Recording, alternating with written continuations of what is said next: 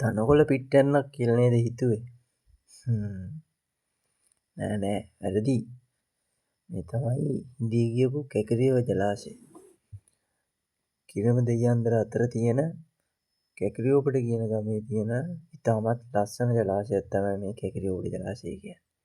හැබැයි පසුගිය දවස්වල තිබුණු අධික නියම් තත්ත්වයෙන් හින්දා මේ ජලාශය හොඳටම හිඳුණා.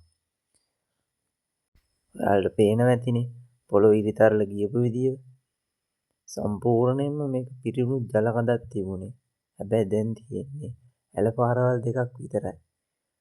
ඒ ඇල පාරවල් ආවට නම් තනකොළ පාරවල් තියෙනවා. හැබැයි අනිත් කිසිම තැනක තනකොළ දකින්න තියෙන්නේ නැහැ. ඒ තරම් සැර අවුවක් වැටෙන්නේ. මේ එක ඇලක් නම් ඇත රම්මලේ කඳුවැටිය පැත්තෙන් තමයි ගලාගෙන එනවා කියලා මට හිතෙන්නේ.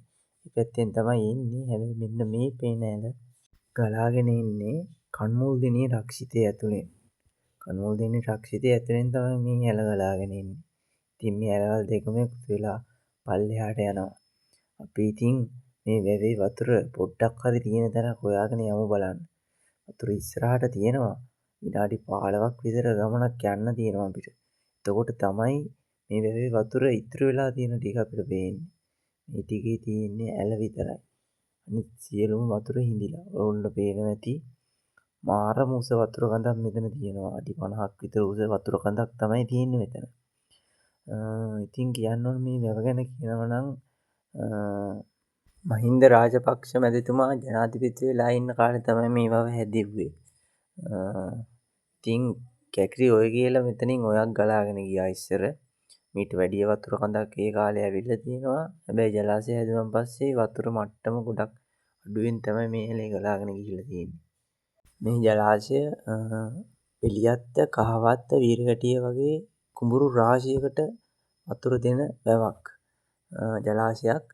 ඉතින් ඇත්තටම මොකද මම මේ ජලාශය දිගේ යන්නේ.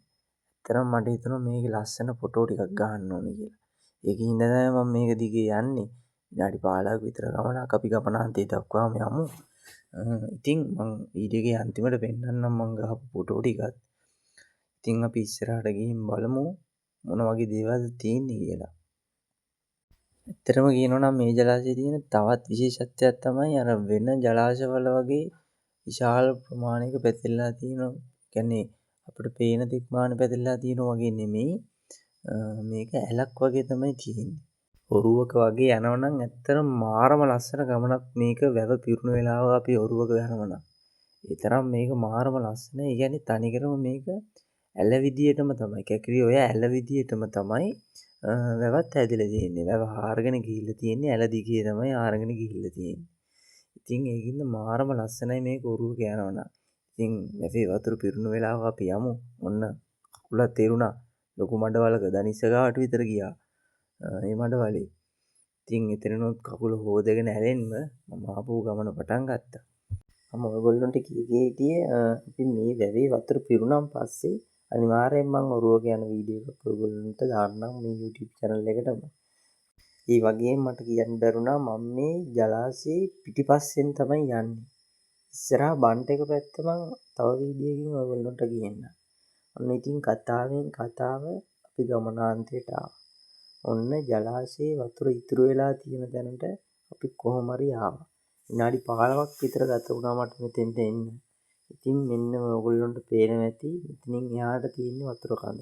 මහ ලොකුවට නෙමෙයි, තාම පොඩි ප්‍රමාණයක් වතුර කඳ. ඒත් ඇලක් විදියට පොඩ්ඩක් විශාල විදියට එහාට පැතිරලා ගිහිල්ලා තියෙනවා. ඉතින් තව මෙතන ඉඳන් තව විනාඩි 15ක් විතර ගමනක් තියෙනවා වැව් බන්ට් එකට යන්න. මම මේ වැවේ පිටිපස්සේ කොනේ ඉඳන් තමයි ඉස්සරහට ආවේ. ඉතින් මං වැව බන්ට් එක පැත්තෙන් ගිහිල්ලා වීඩියෝ එකක් ඔයගොල්ලන්ට දාන්නම් ඊළඟට අනිවාර්යයෙන්ම. ඉතින් මෙන්න මෙතන තමයි අපේ ගමනාන්තය. ඔයගොල්ලන්ට පේනවා ඇති. මාරම විදියට වතුර කඳක් තිබුණු වැවක් හොඳටම හිඳිලා ගියා.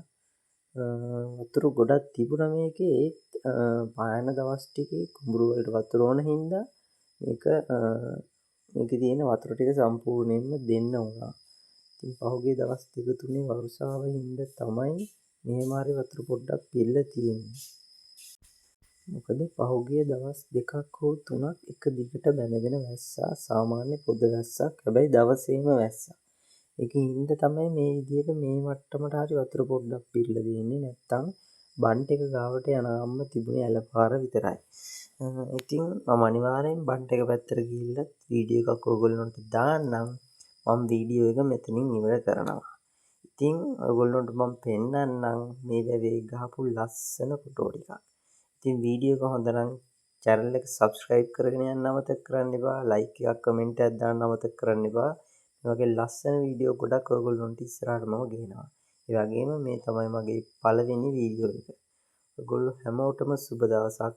මගේ මේ ෆොටෝ ටිකත් බලාගෙනම යන්න. ජය වේවා.